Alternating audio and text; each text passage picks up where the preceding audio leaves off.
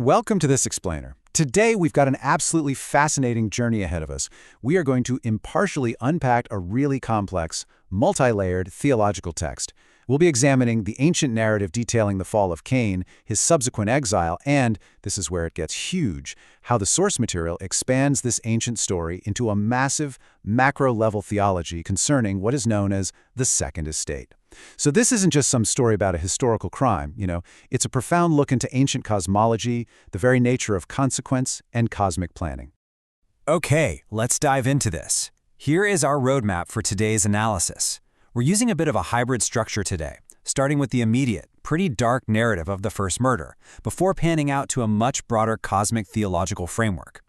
Our sections are 1. The fall to perdition, 2. Wandering the land Nod, 3. Building the first city, 4. Distinguishing the two Enochs, 5. Planning the second estate, and finally 6. The seed of Cain. Section 1. The fall to perdition, the unpardonable sin. Right out of the gate, the source text immediately establishes the severe, unpardonable theological weight of Cain's actions. So what does this actually mean? Well, we neutrally define perdition here as a state of incomprehensible sorrow resulting from committing the unpardonable sin, and that sin is denying the Holy Spirit after having received it and plotting murder after knowing God. Now you have to understand, the text emphasizes that Cain sank to this absolute depth specifically because he had previously held the priesthood, he had partaken of gospel ordinances, and he had literally walked and talked with God. So to possess that incredible level of divine knowledge and then deliberately turn around to plot a murder, that's what pushes this past a normal crime and into the ultimate spiritual point of no return. To see exactly how this goes down, Moses chapter 5, verses 24 through 25 states, "From this time forth thou shalt be the father of his lies. Thou shalt be called perdition, for thou wast also before the world." I mean, wow, this dramatic pronouncement is the exact moment the curse takes full effect. By rejecting the greater counsel of God, Cain is stripped of his standing and given a new, terrifying title, perdition. This effectively solidified him as the very first son of perdition among men. And to give us an even clearer picture of what constitutes this unpardonable sin, Doctrine and Covenants chapter 76, verse 35 states, "Having denied the Holy Spirit after having received it, and having denied the only begotten Son of the Father, having crucified him unto themselves and put him to open shame." This verse flawlessly illustrates the theological anatomy of what Cain did. It's the conscious rejection of undeniable, blazing light. The blood on Cain's hands had ultimately cost him his soul. Section 2. Wandering the land Nod, the cinder heart. Let's move to and see how this builds, transitioning from Cain's spiritual fall to his intense physical and psychological exile.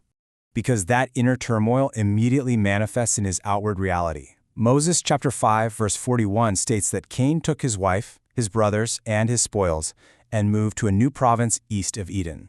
Basically, he fled. But why did he run so abruptly? Well, the source paints this incredibly vivid, honestly heartbreaking psychological portrait. Cain's heart had become like a cinder. The light was completely gone. And the sight of his sorrow-stricken parents, Adam and Eve, their faces just stooped by the absolute grief of what he'd done, it felt like literal fire in his brain. He just couldn't endure being around them anymore. Which brings such a deeply human element to this whole text, the reality of having a cinder heart. To put this into perspective, Palubit's Bible Dictionary actually translates the word nod to wandering. Think about what that implies for Cain's psychological state. His restless, fiercely remorseful spirit essentially robbed him of sleep. It left him completely unable to settle in that new province east of Eden. He just dragged his caravan from place to place, an eternal wanderer, in a land literally named for his own internal restlessness. Section 3. Building the first city, cunning craftiness. Eventually, though, that wandering does give way to settlement, and we turn to the historical commentary of Flavius Josephus to map out how Cain's internal corruption actually manifested into major societal changes. Now, what's really interesting about this slide is how Josephus claims Cain radically altered the very fabric of human civilization. It wasn't exactly a peaceful settlement. He didn't just build a city, he fortified it with walls. He augmented his wealth through rapine and violence, and he literally compelled his family to gather inside those walls for protection. Josephus notes that Cain replaced the former simplicity of human life with what he calls cunning craftiness. He was actually the very first person to set boundaries and borders around lands, becoming a great leader of men into some truly wicked courses. Section 4. distinguishing the two Enochs, a crucial clarification. As Cain is building this society, we need to smoothly transition to a very specific genealogical warning provided by the source material regarding the name of Cain's son. Moses chapter 5, verse 42 states that in this new land, Cain and his wife had their first son, and after that they begat many sons and daughters. But the grand irony here, the really fascinating part, is what Cain decided to name his first son, and subsequently the name he slapped on to his new, violently fortified Mahan headquarters. He named it Enoch. Okay, I need you to clearly separate these two historical figures side by side in your mind. First, we have Enoch, the son of Cain. He was born in Nod, and he's the namesake of the world's first walled city, a headquarters built on violence and cunning craftiness. Now contrast that with Enoch the patriarch. He's a figure who lived much later in history.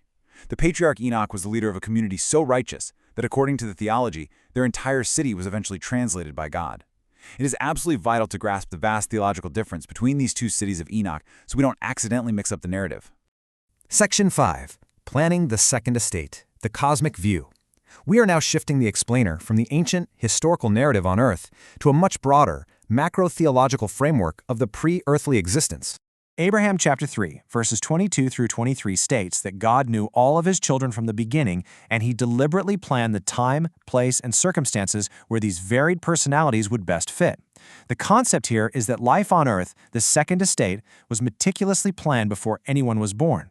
God distributed spirits based on their premortal traits, judiciously sprinkling those suited for righteous leadership throughout all peoples in all ages to promote the welfare of the human family. It's like a giant cosmic puzzle. And this brilliantly illustrates the timeline of this theology, taking us from premortal planning all the way to eventual future blessings. It starts in the days of old, the premortal existence, where God plans the placement of all spirits. Then we move into during this life, the second estate, where varied leadership and priesthood powers are distributed. And finally, it points to eventually, a future time when temporary restrictions end, granting full future opportunities to the entire human family. Section 6. The Seed of Cain. Theological rationale. Here we'll neutrally introduce the final doctrinal concept, looking at exactly how the source connects this grand premortal planning to the earthly lineage of Cain.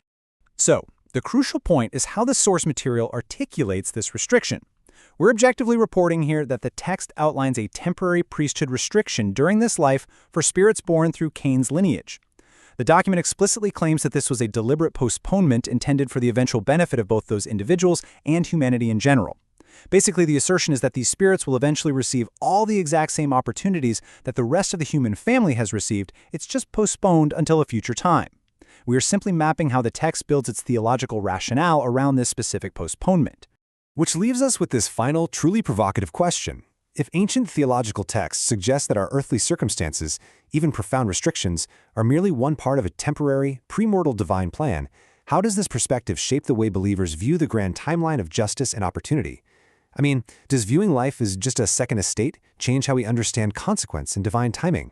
It's a massive question that shows just how deeply historical commentaries can influence modern theology. Thanks so much for joining me on this explainer, and keep exploring these fascinating ancient texts.